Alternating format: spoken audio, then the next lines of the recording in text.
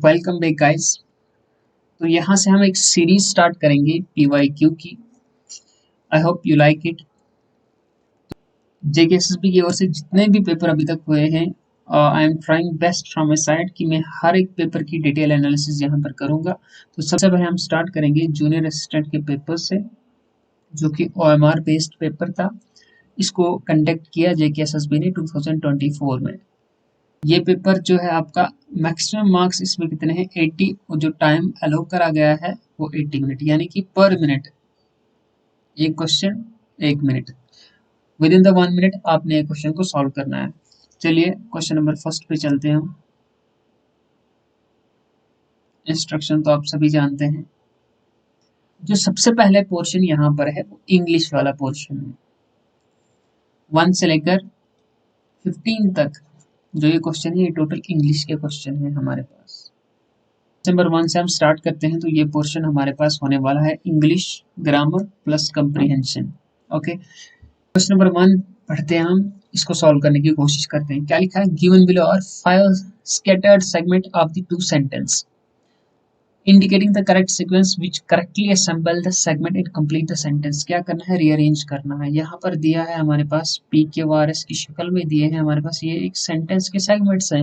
हमने क्या करना है? अरेंज करना है ताकि ये करेक्ट फॉर्म में आ जाए ये पूरा सेंटेंस। पहले क्या करेंगे? हम उन चारों को रीड करेंगे। रीड करने के बाद हम क्या करेंगे? ये जो एंड वाला वर्ड होगा उसको पेयर कराने की कोशिश करेंगे दूसरे वाले सेंटेंस की स्टार्टिंग में। तो जब मैंने इसको पढ़ा मुझे लगा ये सेंटेंस का पार्ट नहीं हो सकता। पार्ट हो सकता है, सेंटेंस का स्टार्ट नहीं हो सकता। ये भी सेंटेंस का स्टार्ट नहीं हो सकता। Bagged bread fill the kitchen the aroma freshly. तो यहाँ से मुझे ये आइडिया हो जाता है कि ये शायद हो सकता है द अरोमा फ्रेशली। तो अब हमने क्या करना है? फ्रेशली को पेयर्ड कराना है। तो मुझे लगता है इन चारों में बैग्ड के साथ फ्रेशली बैग्ड ये पेयर अप वर्ड हो जाते हैं। तो यहाँ से मुझे आइडिया होगा कि पहला यहाँ पे आर हो सकता है, और उसके बाद फ्रेशली बैग्ड आर के साथ क्यू। अब मेरे पास बचता है एस और पी। तो हमें जब यहाँ पर दिखा it remind her of childhood morning at her grandmother's house. तो देख लीजिए इट क्या होता है? प्रोनाउन होता है। प्रोनाउन तब आएगा ना जब उससे पहले सब्जेक्ट में कहीं ना कहीं नोन होगा। तो यहाँ देख लीजिए आप द अरोमा, तो ये नोन रिप्रेजेंट करता है यहाँ पे, यानी कि ये सेंटेंस करेक्ट हो सकता है। तो आर क्यू और पहले ये आएगा, उसके बाद एंड वाला sentence morning at her grandmother's house. यहाँ पर सेंटेंस आपका कंप्लीट हो जाता है। RQSP sequence, RQSP। Option number B is your right answer. ऐसे आपको सॉल्व करना है। 1 मिनट है आपके पास। 1 मिनट में आपने देखना है, आपने ढूंढना है कहाँ से सेंटेंस स्टार्ट होगा, फिर उस सेंटेंस के एंड और दूसरा सेंटेंस के स्टार्ट वाला भी मिलना चाहिए, और नोन प्रोनाउन का भी आपने ख्याल रखना है। चलिए अब चलते हैं क्वेश्चन नंबर 2 पे। क्वेश्चन नंबर 2 जो आपका है, पहली प्रोविजनल आंसर की में आपका ऑप्शन नंबर बी करेक्ट था, लेकिन उसके बाद जब फाइनल आंसर की आई तो JKSSB की तरफ से इस क्वेश्चन को डिस्कार्ड किया गया। This question is not correct. चलिए अब क्वेश्चन नंबर 3 है आपकी स्क्रीन पे। Identify the sentence that correctly changes the following direct speech into the indirect speech. देखो आप सभी जानते हैं डायरेक्ट इनडायरेक्ट जाने के लिए हमारे पास रूल्स हैं, और रूल्स के तहत ही हम क्या करते हैं? चेंजेस करते हैं। देखो यहाँ पर आपको कहीं क्वेश्चन मार्क दिखता नहीं, ये सिंपल सेंटेंस है, तो ये चेंज करना आसान है। क्या लिखा है? He said I am going to the market now. जब आपको नाउ दिखता है ना यहाँ पे, तो टाइम को आप चेंज करेंगे। नाउ किस में चेंज होता है आपको पता होना चाहिए, नाउ देन में चेंज होता है। तो यहाँ से ऑप्शन नंबर बी और ऑप्शन नंबर सी कट हो जाता है, एलिमिनेशन मेथड। ठीक है, अब उसके बाद आपको पता होना चाहिए कि इन्वर्टेड कामा जब हट जाएंगे उसके बाद डेट लगता है। ए और डी दोनों में डेट है, यानी कि ये सही है। आई फर्स्ट पर्सन है। फर्स्ट पर्सन किसके हिसाब से चेंज होता है? अकॉर्डिंग टू सब्जेक्ट, यानी यहाँ पर दैट के बाद क्या आएगा? ही। इसमें भी ही, इसमें ही बिल्कुल भी नहीं है। तो यहाँ से ये एलिमिनेशन मेथड से आप इसको इजीली सॉल्व कर सकते हैं। Answer option number A is the correct answer. क्या होगा? He said. इन्वर्टेड कॉमास जब भी हटते हैं तो रूल्स के अकॉर्डिंग यहाँ पर डेट लगता है, इज करेक्ट। आई अकॉर्डिंग टू सब्जेक्ट चेंज होता है ही। यहाँ पे एम गोइंग, यानी कि ये कौन सा सेंटेंस है? प्रेजेंट कंटिन्यूअस, और प्रेजेंट कंटिन्यूअस किस में चेंज होता है? Past continuous. Past continuous. और पास्ट कंटिन्यूस क्या होता है, उसमें इज ए मार्क किसमें चेंज होता है, वाज वर्ब में। तो यहाँ पे तभी तो वाज आया, ठीक है, एम की जगह पे क्या आया, वाज आया। गोइंग टू द मार्केट, बाकी सेंटेंस सेम है, और नो की जगह पे then. Option number A is your correct answer. देखो सारे रूल्स यहाँ पे सिखाऊंगा नहीं मैं आपको सिर्फ हिंट दे रहा हूँ यहाँ पे, simple. Question number 4, fill in the blank using suitable models. तो यहाँ पर आपको 4 मॉडल दिए गए हैं ऑप्शंस में, इनमें से एक का यूज करना है। We dash have lock the gate, हमें क्या करना चाहिए, गेट को लॉक करना चाहिए, तो ये हमारी रिस्पॉन्सिबिलिटी बनती है। Then the dog would not have got out, अगर हमने ऐसा किया होता तो जो डॉग है वो बाहर नहीं गया होता, यानी कि हमें रिग्रेट है किसी पीछे ऐसे एक्शन का जो हमें करना चाहिए था लेकिन हमने नहीं किया। तो ये तो सिंपल यूज है ऑट टू का, this is a sensible action. तो option number A is your correct answer. We are to have lock the door, then the dog would not have gone out. चलिए चलते हैं question number 5 पे। Fill in the blank using the suitable articles. यहाँ पर हमने article का use करना है, आर्टिकल दिए हमारे पास डेफिनेट भी इंडेफिनेट भी, यानी तीनों आर्टिकल्स यहाँ पर हैं। When no article is required select no article, तो यहाँ पर फिर उन्होंने कोई ऑप्शन रखा ही नहीं है हमारे पास नो आर्टिकल का। चलिए इनकी गलती है।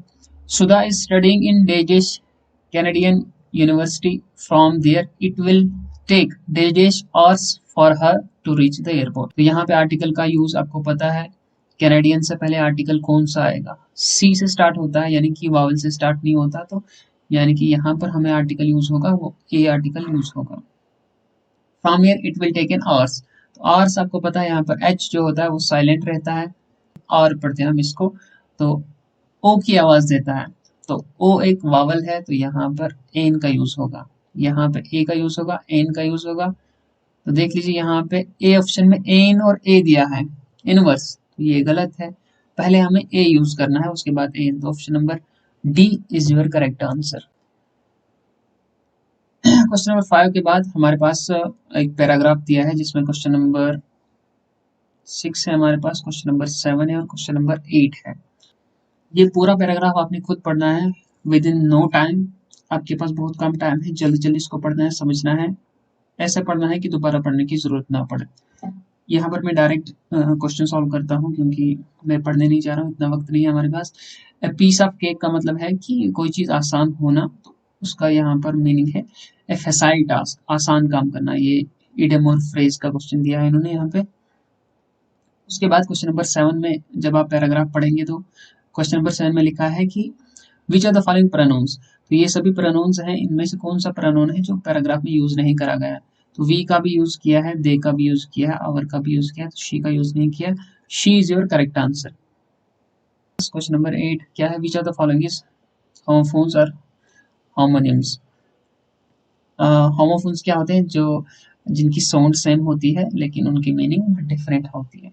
तो यहाँ पर जब हम इन चारों ऑप्शन को देखते हैं तो हमारे पास हियर है, हियर का एक वर्ड और होता है H E R E, here, इसका मतलब होता है यहाँ पे, और एच ई आर हियर होता है सुनना। तो देखो बोलने में ये सिमिलर हैं लेकिन इनकी मीनिंग टोटली डिफरेंट है, इस वजह से ऑप्शन नंबर सी इज और correct answer.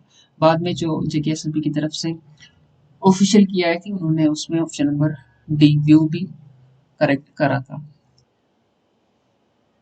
Question number 9, select the sentence with the correct punctuation. ये जेकेएसबी की तरफ से क्वेश्चन को डिस्कार्ड करा गया था, this question is not correct.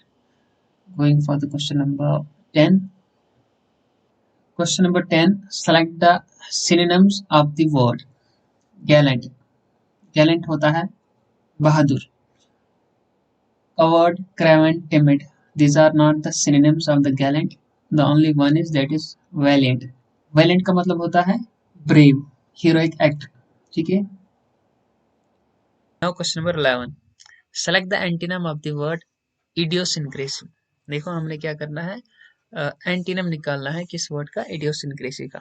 इडियोसिनक्रेसी हमारे पास एक ऐसा यूनिक बिहेवियर होता है जो एक इंडिविजुअल को क्या करता है, डिस्टिंग्विश करता है फ्रॉम द ग्रुप।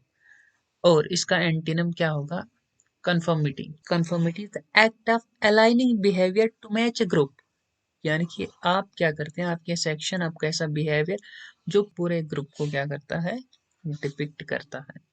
इडियोसिंक्रेसी एक बिहेवियर है जो डिस्टिंग्विश करता है, और कन्फर्मिटी एक ऐसा बिहेवियर है जो आपको अलाइन करता है उस पर्टिकुलर ग्रुप के साथ। Okay, so option B is your right answer. Question number 12, choose the correct meaning of the idioms. Idiom क्या दिया है, by the skin of your teeth. By the skin of your teeth का मतलब है किसी चीज में मुश्किल से सक्सेस मिले, barely succeeded in doing something, ठीक है। या फिर हम कह सकते हैं in a difficult situation by the narrowest possible margin. किसी भी चीज में हमें जो सक्सेस ऑफ रेट है वो बिल्कुल नैरो हो। तो यहाँ पर एक ही ऑप्शन है आपके पास, डी है, narrowly avoiding something is your correct answer, option number D. Question number 13, fill in the blank with appropriate preposition।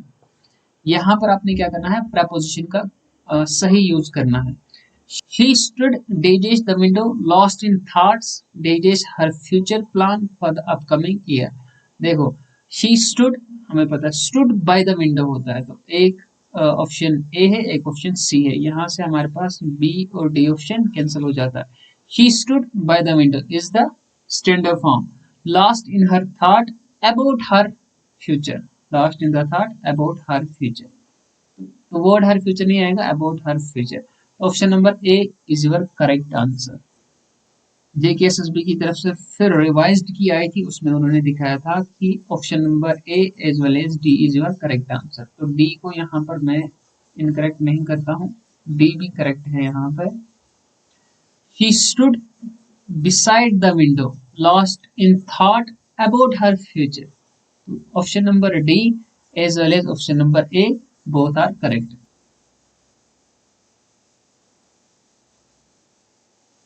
Question number 14, fill in the blank with appropriate preposition। Again ऊपर भी हमने preposition का use ही किया, और यहाँ भी हम क्या करेंगे, preposition का ही यूज करेंगे। The team worked tirelessly, dedicated the guidance of their coach to improve their performance by the challenging zone। देखो, जब हम किसी के गाइडेंस के अंडर काम करते हैं तो ऑब्वियसली हम क्या करेंगे, अंडर द गाइडेंस। यहाँ से ऑप्शन नंबर ए और डी कैंसिल हो गया, बी और सी में कोई एक आंसर होगा। To improve their performance toward during the challenging zone, तो सिंपल सी बात है कि जब भी हम किसी को गाइडेंस के अंदर आते हैं तो उसमें एक ड्यूरेशन होती है। तो option number C is your correct answer. The team work tirelessly under the guidance of their coach to improve their performance during the challenging session. Option number C is your correct answer. Now 15, change the following sentence from active voice to passive voice. क्या करना है हमने, active voice to passive voice convert करना है इस वाले sentence को। Sentence क्या दिया है, they are organising a farewell party next week. Sentence देखते ही मैं पहचान गया कि ये कौन सा टेंस है, प्रेजेंट कंटिन्यूअस टेंस। जो ही आपने प्रेजेंट कंटिन्यूअस टेंस की एक्टिव वॉइस देखी, जब आप इसको पैसिव वॉइस में करना चाहोगे कन्वर्ट, तो इसके लिए आपके पास एक रूल है। क्या है, इज एम आर के साथ आप क्या लगाएंगे, बीइंग लगाएंगे, और वर्ब की कौन सी फॉर्म लगाएंगे, थर्ड फॉर्म। ये आपके पास रूल है। जब आप रूल इन चारों में अप्लाई करेंगे तो देख लीजिए, यहाँ पे वाज है तो ये ऑप्शन यहीं पे खत्म हो गया, यहाँ पे विल है ये ऑप्शन यहीं पे एलिमिनेट हो गया, इज बीइंग इन दोनों में कोई भी हो सकता है। पहला देख लीजिए, a farewell party is being organised, is being organised तो यहाँ पे ऑब्जेक्ट ही नहीं है, तो ये गलत हो गया। ए फेयरवेल पार्टी इज है, इसके साथ क्या लगाएंगे आप, बीइंग लगाएंगे, तो बीइंग भी लगा दिया। वर्ब भी कौन सी form, third form, by them, देखो यहाँ पे ऑब्जेक्ट भी आ गया, नेक्स्ट वीक, तो option number B is your correct answer. चलिए पहले क्वेश्चन नंबर 16 हम सॉल्व करते हैं। Find the wrong number in the following series. जो रॉन्ग है यानी कि जो पैटर्न को फॉलो नहीं कर रहा होगा, तो वो हमने फाइंड आउट करना है। 336, 272, 321, 286, 310, 294। सबसे पहले हम क्या करते हैं, डिफरेंस निकालते हैं इन दो टर्म्स का, जब इन दो टर्म्स का 336 272, difference come out to be 64. 272 minus 321, difference come out to be minus 49. और जब 321 को हम डिफरेंस करेंगे 286 के साथ तो हमारे पास डिफरेंस क्या आता है प्लस 35. 286 को मैं डिफरेंस करता हूँ 310 के साथ तो मेरे पास डिफरेंस कितना आता है 24 माइनस, क्योंकि ये वाली टर्म छोटी है. 310 माइनस 294 जब मैं डिफरेंस करता हूँ तो मेरे पास आंसर क्या आता है 16. जोड़ 8 का स्क्वायर 65 और 7 का स्क्वायर 49. तो यहाँ पे 35 किसका स्क्वायर है, किसी का भी नहीं. तो यहाँ पे पैटर्न ब्रेक हो रहा है. 24 किसी का स्क्वायर है, नहीं है. 16 है, बिल्कुल है. 4 4 जा 16. तो यहाँ से मुझे पता लगा कि ये वाली जो टर्म है यहाँ पे ऑड है. 286. Option number B is your right answer. Now question number 17. Find the last term in the number series. ये एक नंबर सीरीज है, इसमें मुझे लास्ट वाली टर्म ढूंढनी है. इससे पहले जो किया इसमें हमने इसमें एक पैटर्न था, लेकिन यहाँ पे एक टर्म थी जो ब्रेक डाउन करती थी वो पैटर्न, वो फाइंड आउट करना था. लेकिन यहाँ पर हमने नेक्स्ट टर्म ढूंढनी है. देखो जब भी मैं यहाँ पे ऑब्जर्व करता हूँ इस पैटर्न को तो मुझे लगता है देखो यहाँ पे 117 है. 17 जुड़े 34, 17 3 51. ऐसा मुझे जब दूर से दिखा तो मुझे लगा यहाँ से मल्टीप्लाइड बाई 2 कर रहा है और जब इस साइड जाता है तो मल्टीप्लाइड 3 कर रहा है. ऐसा कोई पैटर्न बना रहा है. चलिए पैटर्न ढूंढते हैं. देखो पहला नंबर यहाँ पे 234 है. देखो इस साइड लेफ्ट साइड शिफ्ट हुए थे तो मल्टीप्लाई में जा रहा था ये नंबर इंक्रीजिंग में, लेकिन जब हम इसको डिक्रीजिंग ऑर्डर में ले जाएंगे 234 से 117 तो ये मल्टीप्लाई नहीं होगा, डिवाइड होगा 2 से. इतनी समझ आप में है. तो ये आंसर आएगा 117. फिर दूसरी टर्म क्या है 117. आप इसको क्या करेंगे मल्टीप्लाई करेंगे 3 के साथ, ये एग्जैक्टली 351 आपका नंबर आ जाता है. थर्ड टर्म क्या है 351. देखो पैटर्न मिल गया. डिवीजन मल्टीप्लीकेशन, अब क्या होगा डिवीजन 2 3 यहाँ पे 4. ऐसे ही मल्टीप्लीकेशन 2 3 4 5. कितनी टर्म है 1 2 3 4 5. 1 2 3 4 5 यहाँ तक आ गया. लास्ट वाली जो टर्म जो हमने फाइंड आउट करी वो डिवाइड करनी है किसके साथ 2 3 4 5 6 के साथ. और यहाँ पे कौन सा नंबर आएगा, यहाँ पे यही नंबर आएगा 438.75. जब आप इसको डिवाइड करेंगे तो आपका आंसर आएगा 73125. Option number D is your correct answer. तो अगर आपको कंफ्यूजन है कि यहाँ पर आपने डायरेक्ट सरगे से कर लिया तो देख लीजिए आपको जब पैटर्न मिल गया डिवीजन मल्टीप्लिकेशन डिवीजन मल्टीप्लिकेशन, यहाँ पर देख लीजिए जो कॉमास मिलते हैं आपको, पहले कॉमा पे आपने क्या लगाया डिवीजन, दूसरे पे क्या मल्टीप्लिकेशन, तीसरे पे क्या डिवीजन, चौथे पे क्या मल्टीप्लिकेशन, और पांचवे पे क्या लगाओगे डिवीजन. यानी कि 438.75 को आप डिवाइड करेंगे किस नंबर के साथ वो भी आपने पैटर्न देख लिया. देखो यहाँ पे 2, यहाँ पे 3, यहाँ पे 4, यहाँ पे 5, यहाँ पे 6. 438 को 6 से डिवीजन करेंगे आप तो आपका आंसर यही आएगा. कुछ बच्चे बोलेंगे सर इतनी बड़ी डिवीजन हम एग्जाम में कैसे करेंगे, तो आप ऐसे करेंगे 43875 और ये जो पॉइंट है पॉइंट की जगह पे आप 1 लिखेंगे और उसके बाद कितने डिजिट हैं 2 हैं तो 2 0 लिख लीजिए. उसके बाद क्या करेंगे आप डिवाइड करेंगे 6 के साथ. तो डिवाइजन का मतलब है यहाँ पर मल्टीप्लाइड बाई 6 डिनोमिनेटर में. तो फिर 6 से आप इसको काटेंगे. 7 के 42 बचा 1, 6 3 18, फिर बचा यहाँ पे 7, 6 कम 6 बचा 15, 6 2 12, फिर बचा 3, 3 पे पॉइंट लगा देंगे बनेगा 30, 6 पंजे 30. और डिवीजन में कितना है 100 है, यानी कि ये जो पॉइंट है इसके बाद 2 0, 2 डिजिट के बाद आप पॉइंट लगाएंगे. तो 2 डिजिट के बाद जब पॉइंट लगाएंगे ये आपका आंसर है. सिंपल. क्वेश्चन नंबर 18 है आपका कंप्यूटर सेक्शन का. क्वेश्चन नंबर 18 क्या है हमारे पास, what is the relationship between bit and byte. Bit और बाइट में क्या रिलेशनशिप है हमारे पास. तो option number B is your correct answer. 1 byte equal to 8 bit. Question number 9 क्या है, the first super computer developed by the centre for development of advancing computing Pune is. First super computer develop करा था पुणे में, उसका नाम बता दीजिए. उसका नाम है हमारे पास परम 8000. ये लॉन्च हुआ था 1991 में. Now moving forward question number 20.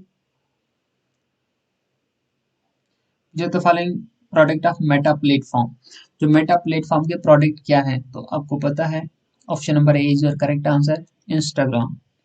एजवर, Skype और गिटहब ये सब क्या है, माइक्रोसॉफ्टवेयर के प्रोडक्ट हैं। तो मेटा प्लेटफॉर्म यहाँ पर एक ही वो है, Instagram. Question number 21, which are the following not in e commerce website.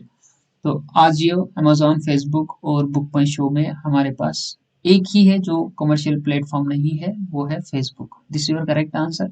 Ajio, Amazon और बुक माई शो ये सब कमर्शियल वेबसाइट्स हैं। Now question number 22, match the computer generation with its corresponding characters. ये जनरेशन दी गई है, इनके कैरेक्टरिस्टिक्स क्या है वो हमने फाइंड आउट करने हैं। लिस्ट वन में फर्स्ट जनरेशन में हमारे पास क्या थे, वैक्यूम ट्यूब्स थे। फर्स्ट सेकंड के साथ मैच हो रहा है, फर्स्ट सेकंड के साथ मैच हो रहा है, option B is eliminated. Second generation में हमारे पास ट्रांजिस्टर्स आए, यानी सेकंड थर्ड के साथ मैच हो रहा है, सेकंड थर्ड के साथ, सेकंड थर्ड के साथ, option D is eliminated. Third generation में हमारे पास इंटीग्रेटेड सर्किट्स आए, क्या है, इंटीग्रेटेड सर्किट्स, यानी कि थर्ड फिफ्थ के साथ, थर्ड फिफ्थ के साथ इज योर करेक्ट आंसर, इसमें है ही नहीं, option number C is your correct answer. Question number 23, consider the following statement about device drivers. तो ये स्टेटमेंट चार से, इसमें हमने बताना है कि कौन सा वाला करेक्ट है या कितने इसमें करेक्ट हैं, वो हमें बताना है। Which of the following statement is are correct, इनमें से कितने करेक्ट हैं वो हमें बताना है। तो आपको पता होना चाहिए डिवाइस डिराइव्स क्या होते हैं। ये एक हार्डवेयर डिवाइस है that attached to the computer, तो पहला ही गलत है, ये हार्डवेयर नहीं है, ये सॉफ्टवेयर डिवाइस है। It acts as translator between the hardware device and operating system or application that use it. Exactly, ये सही है क्योंकि ये सॉफ्टवेयर है जो बताता है हार्डवेयर को कि कैसे वर्क करना है, तो ये सही है। तीसरा क्या है, it instruct computer on how to communicate with the devices. ये इंस्ट्रक्ट करता है कंप्यूटर को कि डिवाइसेस के साथ आप कैसे यूज, डिवाइसेस के साथ आप कम्युनिकेट कैसे करेंगे।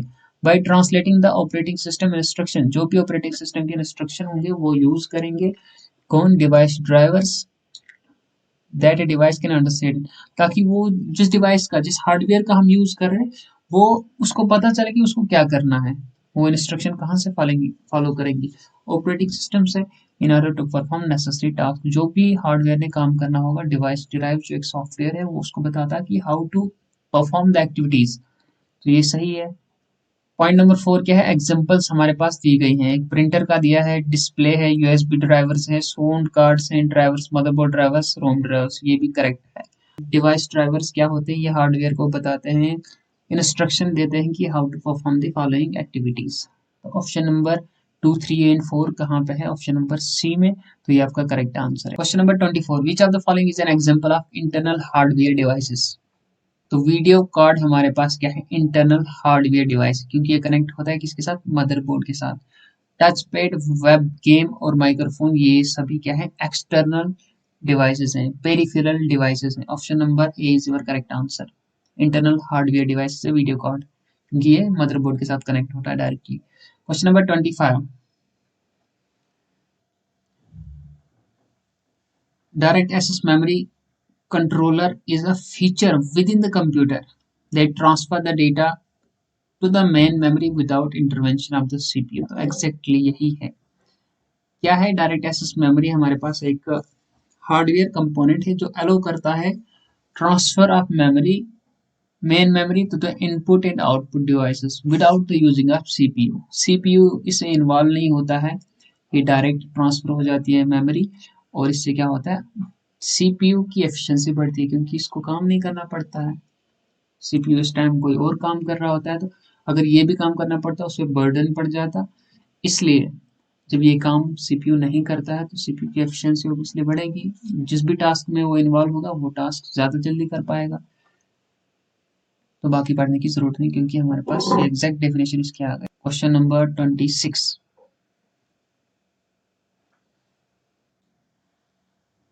which of the following is not a real-time operating system? RT Linux, Palm operating system, Kavanex, VX Work। तो Palm operating system और रियल टाइम ऑपरेटिंग सिस्टम नहीं है, बाकी तीन एग्जांपल हैं, रियल एग्जांपल है रियल टाइम ऑपरेटिंग सिस्टम के। तो option number B is your correct answer. palm operating system is not a real time operating system. Now question number 27. यहाँ पर क्या दिया, लिस्ट 1 में कमांड दी है और लिस्ट 2 में क्या दी है, शॉर्टकट कीज. देखो आपको शॉर्टकट कीज याद करनी ही पड़ेगी, ये तो हर एग्जाम में पूछी जाती है. रिप्लेस हमें पता है Ctrl+H यानी कि 1 का सेकंड ऑप्शन नंबर सी में है. इंसर्ट हाइपरलिंक Ctrl+K सेकंड 1 बिल्कुल करेक्ट है. पेस्ट के लिए आपको पता है Ctrl+V थर्ड 4.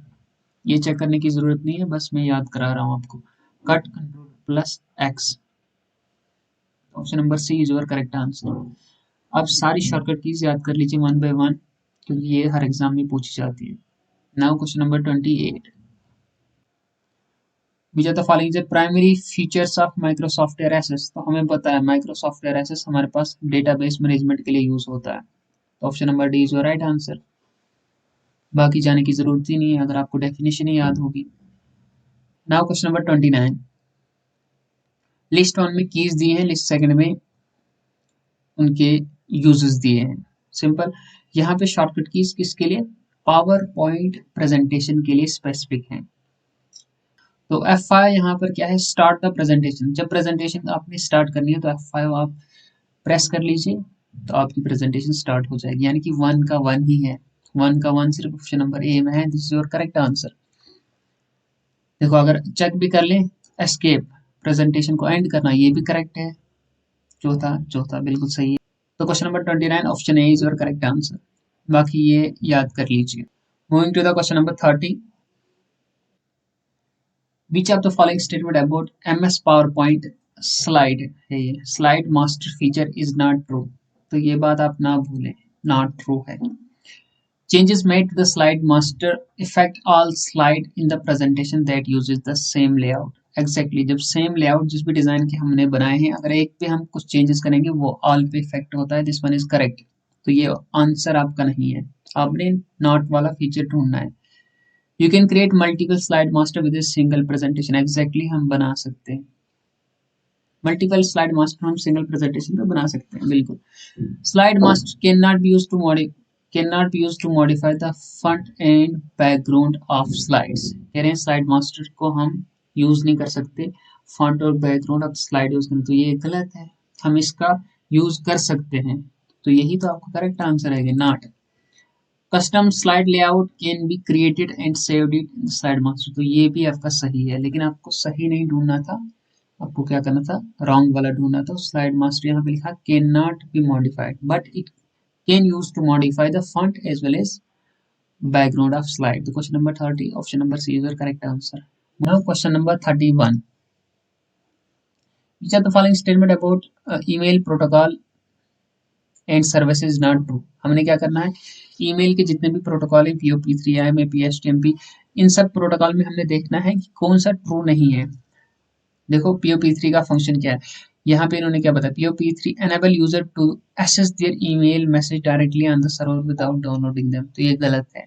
POP3 वर्जन जो है हमारे पास 3, इसका काम है कि ये सर्वर से हमें मैसेज को रिसीव करने में हेल्प करता है बाय डाउनलोडिंग देम. डाउनलोड करने के बाद ये सर्वर से हट जाते हैं, ये इसका POP3 का असल काम है. लेकिन ये कह रहा है कि डाउनलोड ही नहीं करना है, तो यही तो गलत है. तो ऑप्शन नंबर 31 का option number A is your correct answer. From question number 32 to 36, given below is a passage. After the passage you will find several questions based on the passage. आप पहले क्या करेंगे, पैसेज को पढ़ लेंगे, उसके बाद बेस्ड ऑन दिस यहाँ पर क्वेश्चन नंबर 32 to 36 हैं, उनके आंसर करने. चलिए पैराग्राफ को हम पढ़ते हैं.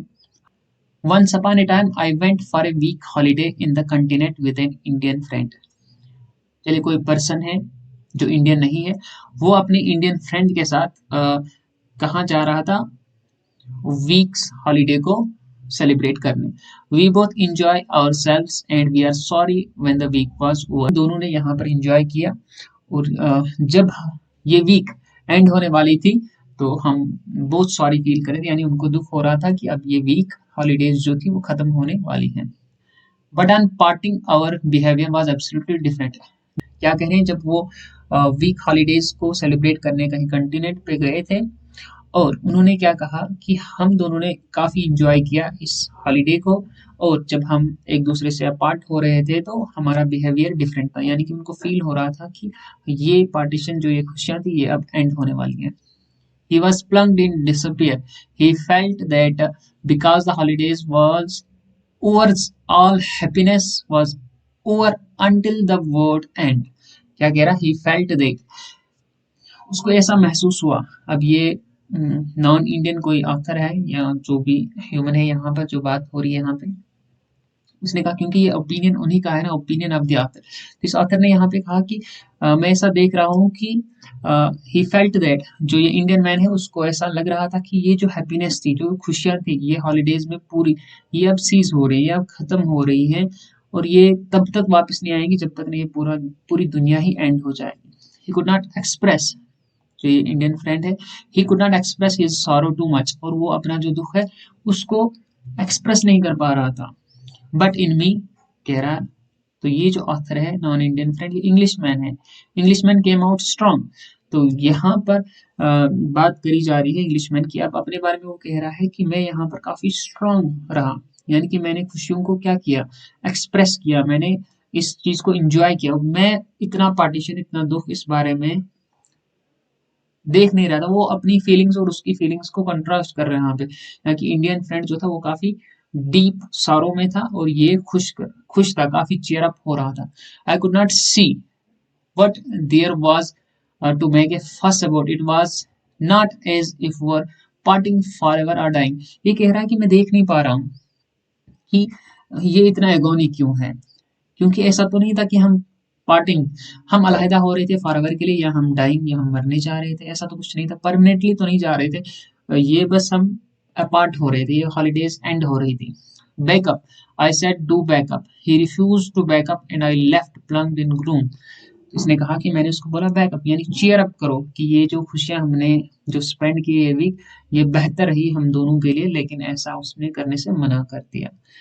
तो ये था आपका पूरा पैराग्राफ। जब आप पैराग्राफ समझेंगे, थोड़ा सा डिफिकल्ट है समझने के लिए, इसके लिए आपको न्यूज़पेपर की रीडिंग करनी पड़ेगी ताकि आप कंप्रिहेंशन को अच्छे से ग्रैस्प कर सकें। अब क्वेश्चन सॉल्व करते हैं। Question number 32, why was the Indian friend plunged in disappear. तो ये कहानी जब हमें समझ आई, अब हमें इजी है इस क्वेश्चन का आंसर करना। तो प्लंग्ड इन डिसअपियर का मतलब है to be suddenly and deeply overwhelmed by a feeling of complete hopelessness, और we can say extremely unhappiness. ऐसा इसको क्यों लग रहा था? देखो यहाँ पे हमने पढ़ लिया ना, प्लंग्ड इन डिसअपियर, क्योंकि इसने देखा कि अब ये बिल्कुल, ये जो खुशियां थी ये इसकी खुशियां सीज हो रही है, और जब तक ना वर्ल्ड एंड हो जाए तब तक ये वापस नहीं आ सकता इन खुशियों को फिर से एंजॉय करने। तो वो होपलेस था। तो option number C, he was hopeless. Option number C is your correct answer. Now question number 33, what is the author's intention in the passage। जो यहाँ पर हमने ऊपर पैसेज पढ़ा, ऑथर की इंटेंशन इस पैसेज में क्या थी?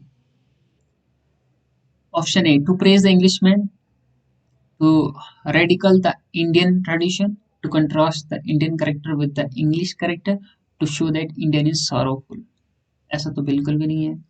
सॉरोफुल ऐसा इंडियन को दिखाएंगे, ऐसा कोई ऑप्शन नहीं है हमारे पास। Contrast the Indian character with the English character, तो ये हम देख सकते हैं कि इंडियन करेक्टर और इंग्लिश करेक्टर का बिहेवियर कैसा उन्होंने शो किया, कि डू जो चेयर अप था, और किस तरह से इंडियन करेक्टर ने यहाँ पर रिएक्ट किया और इंग्लिश करेक्टर ने फुली एंजॉय किया इस चीज को। Option number C is correct answer. Now question number 34, what is the continent in the context of the passage. Passage की स्टार्टिंग में हमने पढ़ा, आई विल शो यू। यहाँ पर हमने पढ़ा continent with and Indian friend. तो कंटिनेंट का मतलब क्या है इस वाले पैराग्राफ को लेकर? ओके, तो कंटिनेंट का मतलब यहाँ पर है यूरोप, क्योंकि ब्रिटिश इंग्लिश में द कंटिनेंट जो होता है उसका मतलब है मेन लैंड ऑफ यूरोप। तो यहाँ पर इसका राइट आंसर है हमारे पास Europe. Option number A is your right answer. Now question number 35, what does but in me the Englishman came out strong imply. तो यहाँ पर जो हमने ऊपर पढ़ा था, in me the Englishman came out strong, इसका क्या मतलब? Option A, he start following Indian tradition, no. The Englishman went out of him, no. He was a strong Englishman. No, ऐसा कुछ भी नहीं पढ़ा हमने. He had the typical English character. Yes. तो ये क्योंकि कंट्रास्ट हो रहे हैं करेक्टर, तो इंग्लिश करेक्टर जो इसके अंदर है यहाँ पे करा. Option number D is your correct answer. Question number 36. What does the author means backup? Backup जो यहाँ पर इस पैराग्राफ के एंड पे यूज किया, मैंने यहाँ पर बताया. बैकअप का मतलब ये चीयर अप. जो यहाँ पर हमने एंजॉय किया, इसको चीयर अप करने के लिए इंग्लिशमैन कह रहा था. बैकअप का मतलब यहाँ पर ऑथर ने क्या बताया? Cheer up. Option number B is your right answer. Okay. Now 37. After returning from South Africa, Gandhiji launched his first successful satyagraha in. Gandhi ji के साउथ अफ्रीका से रिटर्न के बाद जो पहला सक्सेसफुल सत्याग्रह रहा था गांधी जी की ओर से, वो कौन सा था? चंपारण था, 1917 in Bihar. Option number B is your right answer. Now looking at the question number 38, which of the following statements related to tribes in India are correct? तो यहाँ पर कुछ ट्राइब्स दी गई हैं और उनके कॉरस्पॉन्डिंग स्टेट्स भी बताई गई हैं और हमने देखनी है कौन सी ट्राइब की स्टेट में प्रेजेंट होती है. तो option number A, Tharu tribes are found in Uttar Pradesh and Uttarakhand. Exactly जो थारू ट्राइब्स हैं वो उत्तर प्रदेश और उत्तराखंड जो लोअर रीजन ऑफ हिमालय से वहां पर पाई जाती हैं. This is correct. Option number B, Irula, Chenchu and शुमाली tribes are found in Kerala. इसमें इरुला और शुमाली ट्राइब्स केरला में पाई जाते हैं, लेकिन जो चिंचू ट्राइब है वो कहाँ पर पाई जाती है? हमारे पास आंध्र प्रदेश और उड़ीसा के रीजन में. तो ये ऑप्शन यहाँ पर गलत हो जाता है. Garasia tribe are found in Goa. तो ये ऑप्शन भी गलत है क्योंकि गरीसा ट्राइब जो है वो हमारे पास राजस्थान और गुजरात के रीजन में पाई जाती है. Option number D, Gaddi tribes are nomadic herders of Jammu and Kashmir and Himachal Pradesh. Exactly जो ये गद्दी ट्राइब्स हैं ये JNK में as well as Himachal Pradesh दोनों स्टेट्स में पाई जाती है. तो option number A and D both are correct. JKSSB की तरफ से प्रोविजनल आंसर की में ऑप्शन नंबर ए करेक्ट दिया था, लेकिन बाद में जो उनकी फाइनल आंसर की आई थी उसमें ए and D both option were correct. Now question number 39. Salal hydro electric project is situated in Jammu and Kashmir और ये कहाँ पे पाया जाता है? कौन से रिवर पे?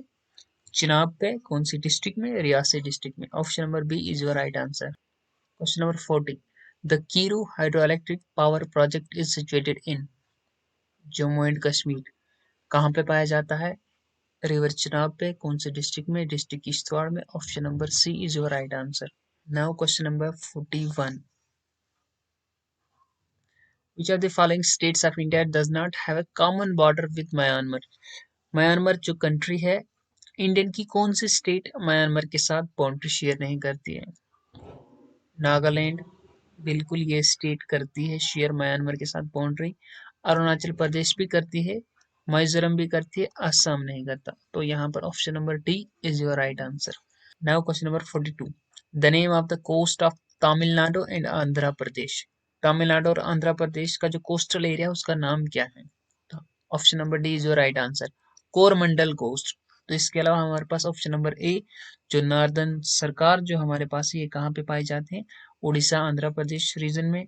जो मालाबार कोस्ट है ये कहाँ पे पाए जाते हैं? हमारे पास केरला में. जो कोंकण कोस्ट है ये महाराष्ट्र गोवा वाले रीजन में पाया जाता है. Now question number 43. Which state of India has border with 3 countries, namely Nepal, Bhutan और चाइना? इन 3 कंट्रीज के साथ कौन सी इंडियन स्टेट है जो बॉर्डर शेयर करती है? तो वो एक ही स्टेट है, वो है Sikkim. Option number C is your right answer. Now question number 44. Which of the following lake of India is located in Jammu and Kashmir? तो Anchar lake. Option number C is your right answer. Anchar lake कहाँ पे पाई जाती है? JNK में पाई जाती है. Question number 45. Zoji La पास connect. जो जोजिला पास है वो किस किस को कनेक्ट करता है? लेह और श्रीनगर को. जो हमारे पास एक ही ऑप्शन है, option number B. Leh and Srinagar को एक पास कनेक्ट करता है जिसका नाम है Zojila pass. Now 46. Which of the following state has the longest coast line in India? इनमें से कौन सी स्टेट है जिसका लॉन्गेस्ट कोस्ट लाइन एरिया है, साहिली समुद्री इलाका जो है सबसे ज्यादा किसका है? वो गुजरात का है. Option number A is your correct answer. Now 47 the नदर मोस्ट प्लेस ऑफ इंडिया, नाम क्या है इस नदर मोस्ट प्लेस का? इंदिरा कोल। सिचुएटेड कहाँ पे है? तो हम सभी जानते हैं option number B is right answer, ये लद्दाख में पाया जाता है Indira Col point. Now 48 Kasida is a type of embroidery that is famous in which Indian state? All know that option number C is the right answer, Jammu and Kashmir में famous है कसीदा। Now 49 which of the following is not a folk dance belonging to the UT of Jammu and Kashmir? Folk dance Jammu and Kashmir जो UT है, इनमें से कौन सा dance belong नहीं करता है? धुमेल, हाफजा और रौफ, ये तीनों जो डांस हैं ये जम्मू कश्मीर के फोल्क डांस हैं। तो यहाँ पर सिर्फ ऑप्शन नंबर डी बचता है जो आपका करेक्ट आंसर है, डंगी, जो जम्मू एंड कश्मीर का फोल्क डांस नहीं है। तो ये कहाँ का है? हिमाचल प्रदेश और गुजरात की बॉर्डर रीजन के फोल्क डांसेस हैं। Now 50 which of the following is not among the principal language of Jammu and Kashmir? Urdu भी है, गोजरी भी है, कोशुर भी है, मोनपा नहीं है। तो this is your correct answer. Monpa कहाँ पे बोली जाती है? अरुणाचल प्रदेश में। तो option number D is your right answer. Now question number 51 which is the deepest lake in Jammu and Kashmir? सबसे डीपेस्ट लेक जम्मू कश्मीर में कौन है? वो हमारे पास है Mansbal lake. Option number D is your right answer. Fresh water lake Wular lake है और डीपेस्ट जो है वो मानसबल लेक है। Option number D is your right answer.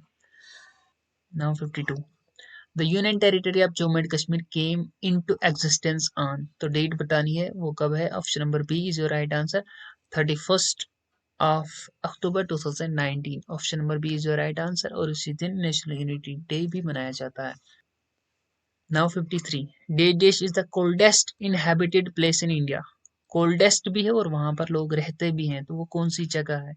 तो वो है Dras. Option number B is your right answer. Now question number 54 India's longest road tunnel, वो है श्यामा प्रसाद मुखर्जी टनल। जो चेन्नई नास्री टनल है वो है इंडिया का लॉन्गेस्ट रोड टनल 9.2 किलोमीटर, जो कि ऑप्शन नंबर ए है, वही आपका करेक्ट आंसर है। Now question number 55 which town in Jammu and Kashmir is also known as apple town? Jammu Kashmir में किसको एप्पल टोन बोला जाता है? सोहपुर को, शोपियन को, जम्मू को, पहलगाम को? तो शोपियन को कश्मीर में, जम्मू एंड कश्मीर में शोपियन को एप्पल टोन कहा जाता है। पहले जेकेएसएसबी ने प्रोविजनल आंसर की में बी आंसर दिया था, लेकिन उसके बाद रिवाइज्ड आंसर किया है, उसमें से सोहपुर और शोपियन दोनों को करेक्ट आंसर बताया गया। यानी कि सोहपुर और शोपियन दोनों को हम एप्पल टोन के नाम से जानते हैं। नाउ 56 तो कौन सा ऐसा रूलर है जिसने पैराडाइज ऑफ अर्थ कश्मीर को बोला? तो वो है Jahangir. Option number A is your right answer, Jahangir ने कश्मीर को पैराडाइज ऑफ अर्थ बोला था। तो यहाँ तक आपकी जीके के क्वेश्चन कंप्लीट हो जाते हैं और यहाँ से स्टार्ट हो रहा है मैथ का portion. All natural number and zeros are called as, क्या वो रेशनल नंबर बोले जाते हैं? इंटीजर, होल नंबर और प्राइम नंबर। हमें पता है natural number 1 2 3 up to infinity तक जाता है, यानी कि 1 से स्टार्ट होते हैं नेचुरल नंबर। अगर इन्हीं में हम क्या करेंगे? ऐड जीरो, यानी इसी सीरीज में हमने जीरो ऐड किया तो ये कौन सा नंबर बन जाता था? We all know that zero से एक ही नंबर स्टार्ट होता है, वो होता है होल नंबर। तो option number C is your right answer. Now 58 p and q are two positive integers such that pq is equal to 64 which of the following cannot be the value of p plus q? यानी p और q हमारे पास दो positive integers हैं, इस तरह से condition क्या दी है? पी क्यू किसके बराबर है? 64 के बराबर। तो अगर हम जो यहाँ पर पी और क्यू को हमने मल्टीप्लाई किया वो 64 है, उन दो को नंबर को ऐड करेंगे तो इन चार पॉसिबिलिटियों में कौन सी ऐसी पॉसिबिलिटी है जो हो ही नहीं सकते? Can not be the possible value. तो हमने क्या करना है? फैक्टर निकालने हैं 64 के। 1 से अगर हम करेंगे 164 सा 64, तो 64 प्लस 1 कितना होगा? ये हमारे पास p होगा, ये क्या होगा? 64 प्लस 1 65, यानी कि इस वाले की जो वैल्यू है 65 वो हमारे पास है। और क्या हो सकता है? 2 से भी कर सकते हैं, 2 32 जा 32 दूनी 64 और p और क्या को ऐड करना है जो कंडीशन में बताया, 32 प्लस 2 34, 34 क्या यहाँ पर है ही नहीं। फिर उसके बाद हमारे पास क्या ऑप्शन बनता है, 4 से करते हैं, 16 चुके चौहठ, 16 प्लस 4 20, ये ऑप्शन भी हमारे पास आ गया। उसके अलावा हम क्या कर सकते हैं, 8 से, अठोटे चौहठ, 8 प्लस 8 16, तो 16 भी आया, 20 भी आया, 65 भी आया, 34 नहीं आया, तो option number C is your right answer. यहाँ पर आपने कंफ्यूज नहीं होना है, यहाँ पर लिखा है कैन नॉट बी वैल्यू, तो बाकी सभी वैल्यूज आई, अगर यहाँ पर 34 होता तो ये भी करेक्ट होता, लेकिन है 35, तो ऑप्शन नंबर सी यहाँ पर आपका क्या बन जाता है, correct answer. Now 59, in a school 40% of the students play football, 50% play cricket. If 18% of the student neither play football neither cricket, the percentage of the student playing both is। एक school है जहां पर 40% ऐसे बच्चे हैं जो football खेलना पसंद करते हैं और 50% बच्चे ऐसे हैं जो क्रिकेट खेलना पसंद करते हैं, ठीक है। 18% ऐसे स्टूडेंट हैं जो ना ही फुटबॉल खेलते हैं ना ही क्रिकेट खेलते हैं, तो उन बच्चों का परसेंटेज बताइए जो क्रिकेट भी खेलते हैं और जो कि फुटबॉल भी खेलते हैं। चलिए हम इस क्वेश्चन को सॉल्व करने की कोशिश करेंगे। हमें पता है टोटल परसेंटेज अपने आप में 100 होती है, 100 में से हम 18% निकाल देंगे, 100 में से 18% निकाल देंगे तो 18% ऐसे बच्चे हैं जो कोई गेम नहीं खेलते, तो टोटल 100% में से ये कोई ना गेम खेलने वाले बच्चे निकाल देंगे तो कितना आएगा, 82% ऐसे बच्चे हैं जो कोई ना कोई गेम खेलते हैं। अब कोई ना कोई गेम के अलावा हमारे पास इंडिविजुअल गेम भी दिए यहाँ पर, 40% ऐसे बच्चे हैं जो फुटबॉल खेलते हैं, 50% ऐसे बच्चे हैं जो क्या खेलते हैं, क्रिकेट खेलते हैं, तो ये टोटल कितने हो गए, 90%। तो ये 90% ऐसे बच्चे हैं जो इंडिविजुअल फुटबॉल गेम खेलते हैं और क्रिकेट खेलते हैं, और ये 82% ऐसे बच्चे हैं जो कोई ना कोई गेम खेलते हैं। अब क्या करना हमने, जो बच्चे ऐसे हैं दोनों गेम खेलते हैं, तो 90% माइनस 80% जब हम निकालेंगे तो ये 8% ऐसे बच्चे होंगे जो बोथ गेम खेलते हैं, तो right option number A is your right answer.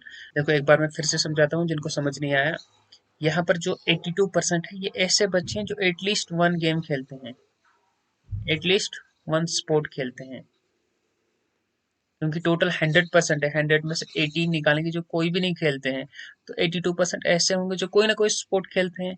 तो यहाँ पर मैंने जो निकाला 90%, ये मैंने क्या निकाला, जो फुटबॉल भी खेलते हैं और साथ में क्रिकेट भी खेलते हैं, इंडिविजुअल है ना, यहाँ पर परसेंटेज दी है, तो ये इंडिविजुअल बच्चे हैं जो फुटबॉल और क्रिकेट खेलते हैं, उन टोटल की परसेंटेज 90, और 82 ऐसे बच्चे हैं जो एटलीस्ट एक स्पोर्ट खेलते हैं।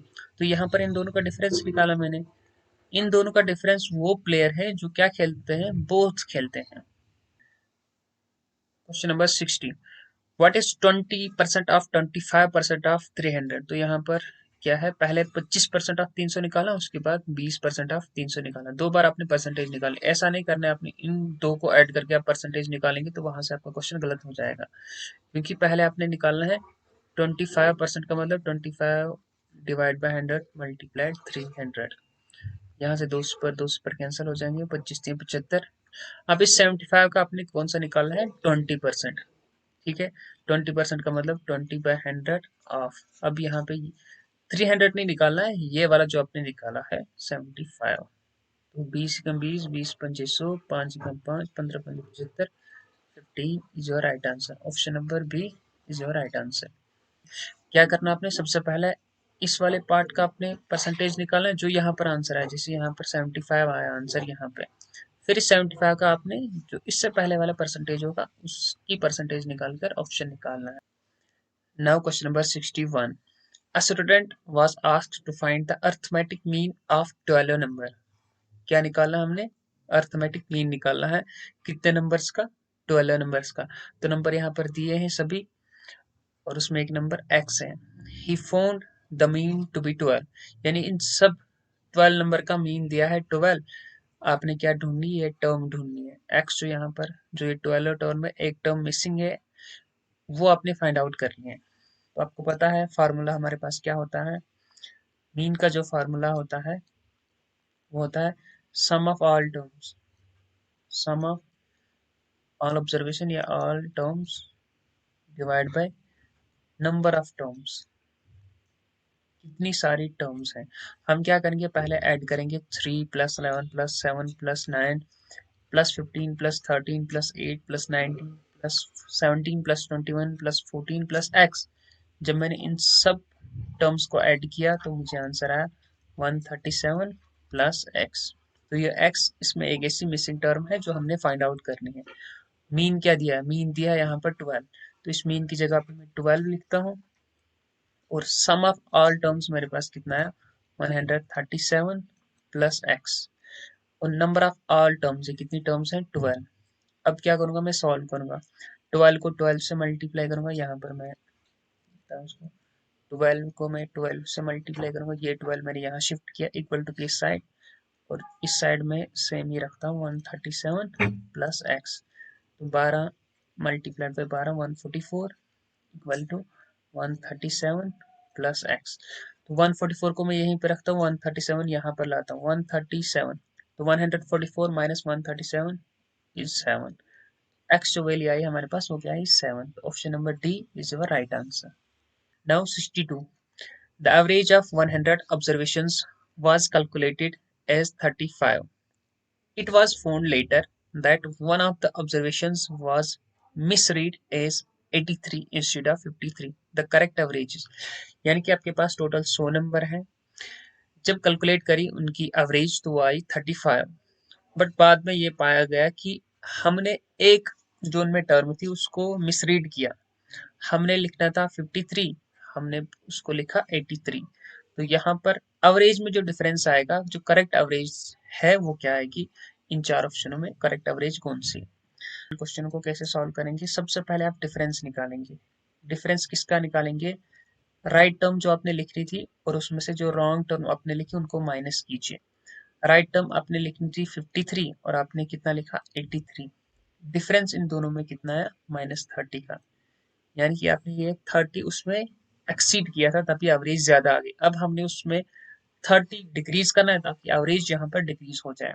तो डिक्रीज एवरेज जो चेंज आएगी यहाँ पे, एवरेज जो चेंज आएगी यहाँ पे वो क्या आएगी, difference upon total observation.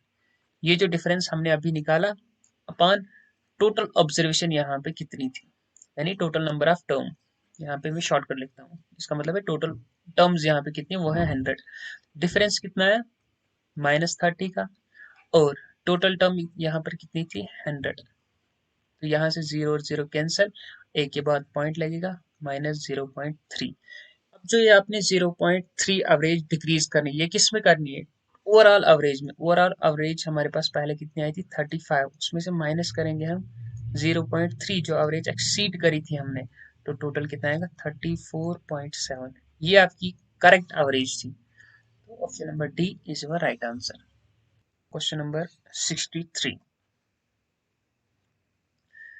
if the average weight of 6 student is 50, that of 2 student is 51 and that of 2 student is 55, then the average weight of all the 10 student combined is। Average weight निकालना है तो आपको average weight का formula पता होना चाहिए। Average weight का formula क्या होता है, क्या होता है formula, total weight, total weight कितना है अपॉन टोटल टर्म्स या टोटल ऑब्जर्वेशंस। टोटल वेट हमें यहाँ पर निकालना है तो कैसे निकालेंगे, टी डब्ल्यू यहाँ पे शॉर्ट में टर्म लिखता हूँ टोटल वेट। 6 स्टूडेंट है, हर एक का वेट 50 kg, फिर और 2 स्टूडेंट है, हर एक का वेट 51, फिर उसके बाद हमारे पास 2 और स्टूडेंट है, उनका वेट 55 kg। सॉल्व करते हैं, 6 पंजे 30 और 1 0 प्लस 2 एकम 2 5 दूनी 10 102 प्लस 5 दूनी 10 5 दूनी 10 11 110 ऐड करेंगे, हमारे पास 512 is your total weight.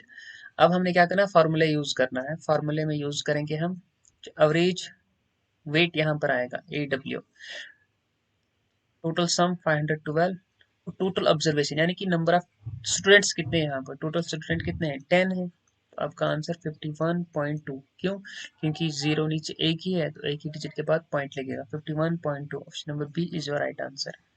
Now question number 64, the cost price of radio is 600, CP कितना है 600, the 5% of the cost price is charged toward transportation। जो उसका खर्चा आया रेडियो को लाने में, ट्रांसपोर्ट करने में, जहाँ पे मैन्युफैक्चरिंग हुआ और जहाँ पर उसको सेल करना है। तो जब ट्रांसपोर्ट करा गया तो उस पर खर्चा कितना है, 5% है। After adding that if the net profit to be made is 15%। और जब हमने उसको सेल किया, हमारे पास प्रॉफिट कितने आया उसको सेल करके, 15%। अब बताइए सेलिंग प्राइस क्या रहा रेडियो का। देखें हमारे पास सीपी कितना दिया है, मैन्युफैक्चरिंग सीपी 600 है, और 5% ट्रांसपोर्ट कॉस्ट लगी। और ये ट्रांसपोर्ट कॉस्ट हम किस में ऐड करते हैं, हमेशा सीपी में ऐड करते हैं, क्योंकि किसी भी आर्टिकल को जब तक ना हम उसको सेल करेंगे, सेल करने तक जितना भी खर्चा उस आर्टिकल पे आता है वो सभी सीपी पे कैलकुलेट होता है। तो सीपी तो एक 600 है और 5% निकालेंगे हम, 5% निकालेंगे हम ट्रांसपोर्ट का, वो किस पे निकलता है, सीपी पे 600। तो यहाँ से 2 0 कैंसिल, 6 5 30। तो टोटल सीपी कितना आएगा, एक तो ये 600 प्लस 30, तो सीपी मेरे पास कितना है 600 प्लस 30, टोटल सीपी कितना है 630। ओके, अब हमने क्या करना है, 15% प्रॉफिट मिला जब हमने इसको सेल किया। तो 15 पर प्रॉफिट जब हम यहाँ पर निकालेंगे, प्रॉफिट जब हम निकालेंगे वो क्या निकलेगा 15%। 15% का मतलब 15/100, वो किस पे निकलता है, सीपी पे। सीपी कितना है 630, 630। यहाँ पर एक जीरो कैंसिल।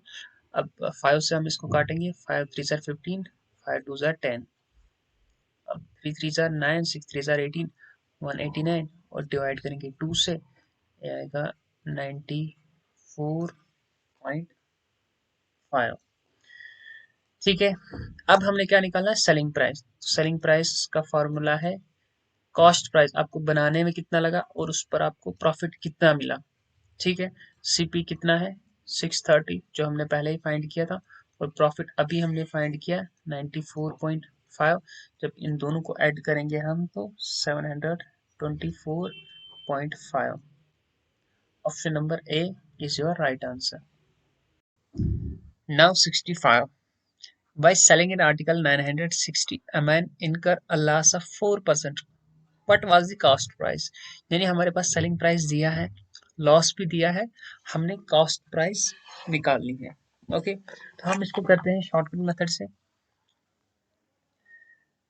लॉस दिया है हमारे पास, क्या दिया है लॉस, 4% का मतलब 4/100, 4 × 4 25 चौके 100, यानी 1/25। जो ये लॉस होता है वो किस पे होता है, सीपी पे होता है।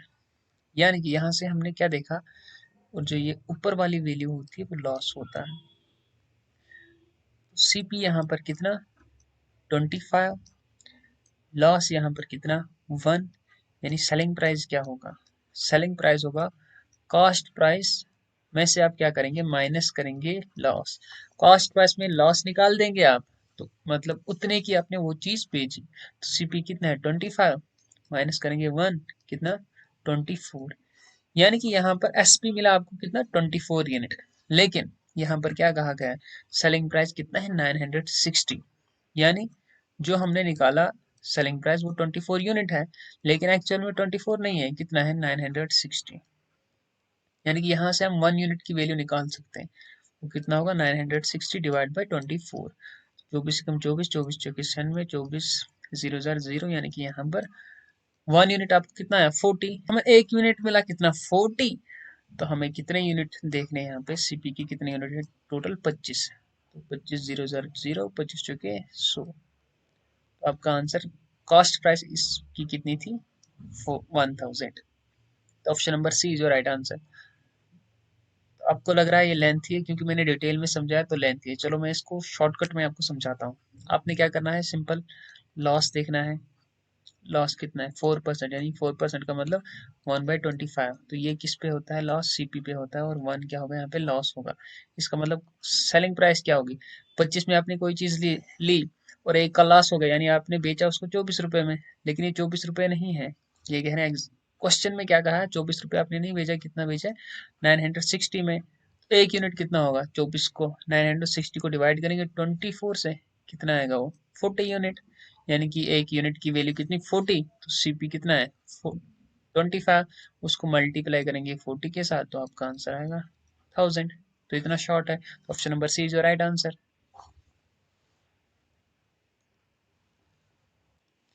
उन सब बच्चों के लिए एक बार मैं फिर से यहाँ पे करता हूँ। यहाँ पर देखिए लॉस कितना है 4%। 4% का मतलब 1/25। सिंपल। और लॉस जो होता है वो किस पे होता है, सीपी पे। और यहाँ पर जो हमारे पास है लॉस है 1 रुपये का। ये यूनिटरी मेथड है, यानी कि आपने कोई चीज 25 में ली और 1 रुपए का नुकसान हो गया, यानी आपने बेची होगी वो चीज कितने रुपए में, 24 रुपए में। लेकिन क्वेश्चन में कहा आपने सेलिंग प्राइस कितना है 960। कितना 960। एक यूनिट की वैल्यू यहाँ पे हम निकालते हैं। एक यूनिट की वैल्यू 960 डिवाइड बाई 24। 24 से कम 24, 24 24 96, 24 0 0, यानी कि एक यूनिट की वैल्यू 40। तो 25 यूनिट की वैल्यू कितनी होगी, तो 25 रुपये 40। 25 0 0 0, 25 चौके 100, 1000। This is your right answer, option number C. Now question number 66। By selling a car, एक कार हमने सेल करी कितने की, 64,000 की, और वहां पर नुकसान कितना हुआ 20% का। कॉस्ट प्राइस बताए। सिमिलर क्वेश्चन है जो अभी हमने किया, सेम वैसे ही करते हैं। हमारे पास लॉस कितना है 20%। कितना 20% का मतलब 20 डिवाइड बाय 100। 20 का 20, 20 पंजे 100, यानी कि 1/5। और ये किस पे होता है, सीपी पे होता है। लॉस कितना हुआ 1। इसका मतलब सेलिंग प्राइस कितनी होगी, 5 रुपए में आपने कोई चीज ली, एक का लॉस हो गया, यानी कि वो चीज आपने बेची 4 रुपए में, लेकिन 4 रुपए में नहीं बेची। क्वेश्चन में बोला है कि वो आपने 64,000 में बेची है। तो एक यूनिट यहाँ से कितना निकलेगा, ये जो 64,000 है इसको हम डिवाइड करेंगे इस 4 के साथ। 4 एकम 4, 16 चुके 4 और 3 0, यानी 16,000। एक यूनिट 16,000। सीपी कितना था 5 यूनिट। तो इसको मल्टीप्लाई करेंगे हम 5 को किसके साथ, एक यूनिट है 16,000 है, तो 16 पंजे 80 और 3 0, यानी 80,000, 80,000। Option number A is your correct answer. चलिए question number 67। A man goes 5 kilometre east, then he turn right, goes 4 kilometre. पहले वो 5 किलोमीटर ईस्ट की ओर गया, और उसके बाद राइट टर्न करके 4 किलोमीटर वो कहाँ गया, राइट में। And then he turn left, उसके बाद फिर से वो लेफ्ट मुड़ा, और उसने कितना ट्रेवल की डिस्टेंस 5 किलोमीटर। अब वो कौन से डायरेक्शन में फेस कर रहा है, तो ये रीजनिंग का क्वेश्चन है। चलिए यहाँ से हम स्टार्ट करते हैं। 1 पर्सन यहाँ पर स्टैंड है, 5 kilometre east direction. East direction ये है, कितना इसने ट्रेवल करा 5 kilometre. Then he turn right, कितना किलोमीटर 4 किलोमीटर ने और फिर से वॉक किया। तो यहाँ से ये राइट को टर्न हुआ कितना 4 kilometre. Okay. Then he turn left, यहाँ से अगर फिर से वो लेफ्ट जाएगा तो इसका लेफ्ट यहाँ होगा 5 किलोमीटर। कितना 5 kilometre. Which direction is he facing no, तो ये कौन सी डायरेक्शन, अब यहाँ की ओर ही वो वॉक कर रहा है, तो ये कौन सी डायरेक्शन है, ईस्ट डायरेक्शन। तो option number B is your right answer.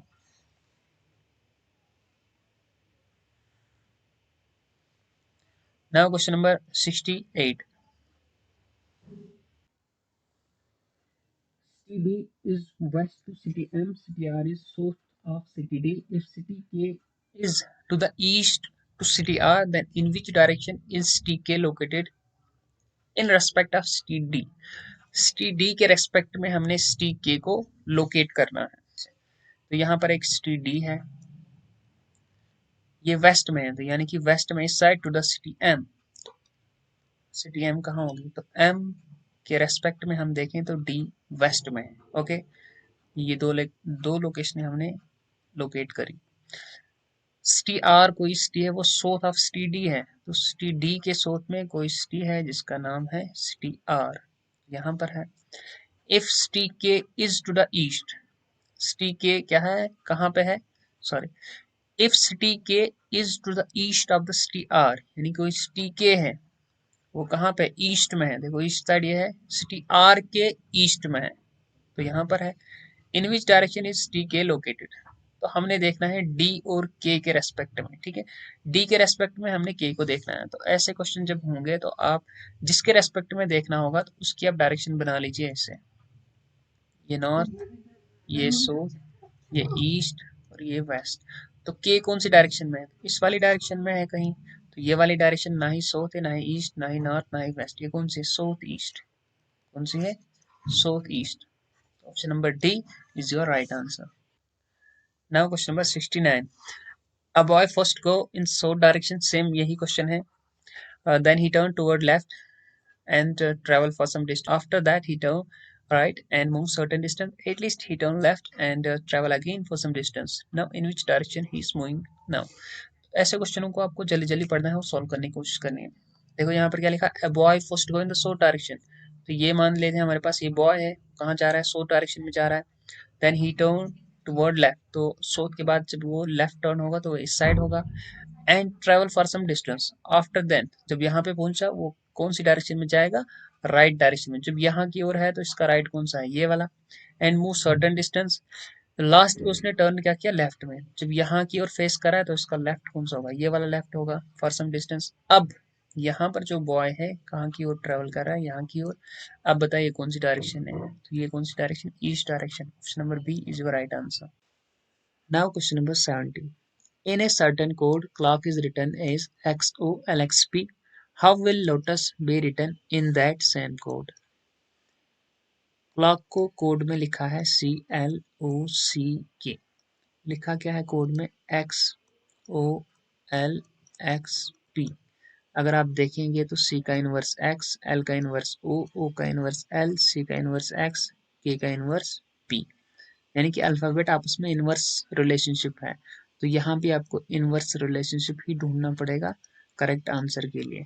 Lotus, L का इनवर्स याद रखना आपने, मैंने एल के लिए याद रखा है लिटो, LITTO लिटो। एल और ओ आपस में इनवर्स होते हैं, तो एल का इनवर्स ओ और ओ का इनवर्स एल। और फिर लास्ट वाला एक ढूंढ लीजिए, एस के लिए मैंने याद रखा है हायर सेकेंडरी,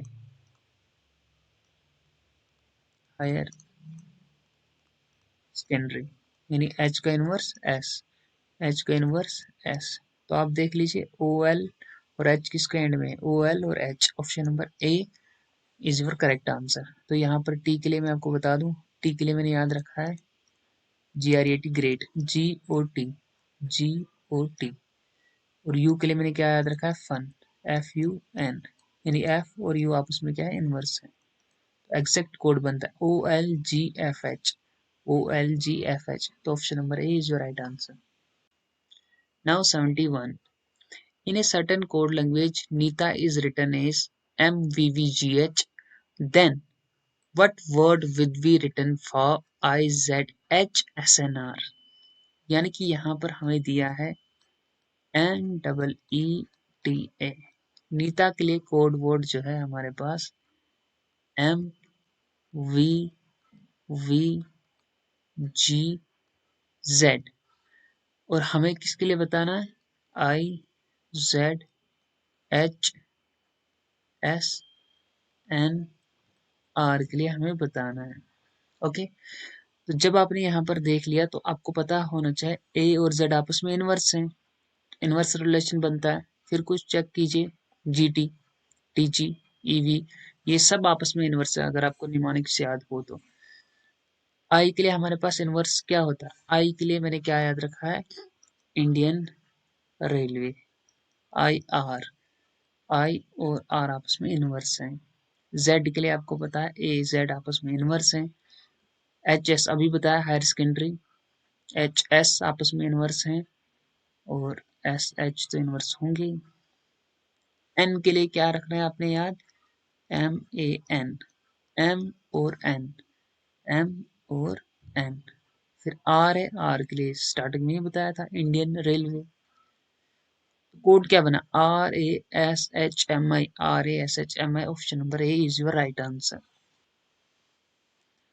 Now 72.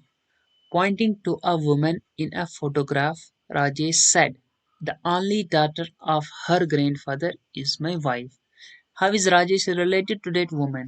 तो यहाँ पर राजेश है, वो पॉइंट आउट कर रहा है फोटोग्राफ की ओर। फोटोग्राफ में क्या है, वुमेन। तो राजेश पॉइंट आउट कर रहा है इस वुमेन की ओर, कह रहा है हर ग्रैंडफादर्स ओनली डॉटर। इनका जो ग्रैंडफादर होगा, इन वुमेन का जो ग्रैंडफादर होगा, उनकी जो डॉटर होगी, जिसको मैं डी से रिप्रेजेंट करता हूँ, वो राजेश की क्या होंगी, इज माई वाइफ। वो राजेश की क्या होंगी, वाइफ होंगी। ये आपस में हस्बैंड और वाइफ हो गए, तो ये जो डब्ल्यू यहाँ पर वुमेन थी, ये इनकी क्या हो गई, डॉटर हो गई। How is Rajesh related to that women? Rajesh का रिलेशन वुमेन के साथ क्या है, तो राजेश इसका क्या लगेगा, फादर लगेगा। Option number A is your right answer. Question number 73, pointing towards Sita, Nikhil said, I am the only son of her mother's son. How is Sita related to Nikhil? Nikhil कह रहा है सीता की ओर पॉइंट आउट करके, I am the only son, Nikhil only son है, किसका सन है? Of her mother सन, सीता की mother का सन। सीता की मदर का सन क्या होगा? सीता का भाई होगा, यानी यहाँ पर सीता है, सीता का भाई होगा जिसको हम बी से डिनोट करते हैं। और निखिल कह रहा है मैं उन्हीं का बेटा हूं, जो इनका भाई है उनका बेटा है निखिल। तो यहाँ पर सीता की कोई मदर होगी जो इन दोनों की मदर होगी। अब क्या कह रहा है, how is Sita related to Nikhil? Sita का रिलेशन निखिल के साथ क्या है? सीता का रिलेशन बताना है, तो निखिल को सीता क्या पहुंचेगी? फादर सिस्टर जो होती है आंट, बुआ। Option number A is your right answer. Now question number 74, introducing a man, a woman said, he is the only son of my mother's mother. How is the woman related to that man? Introducing a man, a woman said. Man के बारे में बात कर रही है ये women. He is the only son, ये सन होंगे यानी इनका कोई फादर होगा। ऑफ माई मदर्स मदर, ये जो वुमेन है इनकी मदर्स की मदर अगर हम डिफाइन करेंगे तो ऐसा रिलेशन बनेगा। और कह रहे हैं सन है, मदर्स मदर, इन ग्रैंड मदर का सन है तो इनका भाई होगा, इनकी माँ का क्या होगा? भाई होगा, जिसको हम बी से डिनोट करेंगे। ठीक है, अब कह रहे हैं कि how is women related to that man? ये जो वुमेन है इसका रिलेशन क्या है इस मैन के साथ? हमने किसका रिलेशन बताना है? वुमेन का। तो वुमेन का रिलेशन है, ये जो मैन है यहाँ पे, सिस्टर्स डॉटर। सिस्टर्स डॉटर क्या होती है? नीस होती है। Option number B is right answer. Now question number 75, IC chips for computer are usually made up of which metal? जो इंटीग्रेटेड सर्किट चिप्स होती हैं कंप्यूटर की वो यूजुअली कौन से मेटल से बनी होती है? वो सिलिकॉन से बनी होती है। Option number A is your right answer. Now question number 76, the DJs folder retain copies of email messages have started but are not yet ready to be sent. तो ये कौन से फोल्डर में सेव होती हैं ईमेल मैसेजेस? ये होती हैं ड्राफ्ट में। Option number C is your right answer. Now question number 77, DDS is the programming language used to write a macro in MS Excel. कौन सी प्रोग्रामिंग लैंग्वेज का हम यूज करते हैं MS Excel में मैक्रो को राइट करने के लिए? तो हमारे पास कौन सी होती है? VB स्क्रिप्ट होती है, visual basics for application. Option number A is your right answer. Now question number 78, what is the function of equal to count if parenthesis in Excel? Excel में ये जो फंक्शन है इसका क्या काम है? क्योंकि यहाँ पर जो पैरेंथेसिस है इनके अंदर जब हम रेंज डालते हैं तो ये हमें क्या करता है? काउंट कराता है specified cell based on the condition. तो इसका काम ही है count cell is specified. Option number A is your right answer. Now question number 79, what is computer firewall? तो डायरेक्ट यहाँ पे फायरवॉल की डेफिनेशन पूछी गई है। फायरवॉल का काम होता है हमारे नेटवर्क को सिक्योर करना।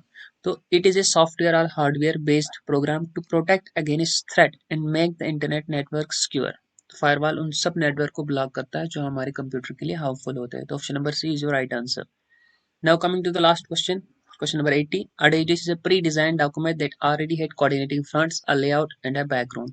ऐसे डॉक्यूमेंट का नाम बता दीजिए जो प्री डिजाइन है, जिसमें प्रेजेंट होते हैं ऑलरेडी फ्रंट्स, लेआउट और बैकग्राउंड। तो ये हमारे पास कौन सा डॉक्यूमेंट होता है? टेम्पलेट। टेम्पलेट ऐसा प्री डिजाइन डॉक्यूमेंट होता है जिसके अंदर coordinating funds, layout and background already present होती है। तो option number D is your right answer. तो यहाँ पर हमारी एनालिसिस होती है कंप्लीट। आई होप आप सभी को ये पसंद आई हो। Make sure to subscribe my YouTube channel. Thank you.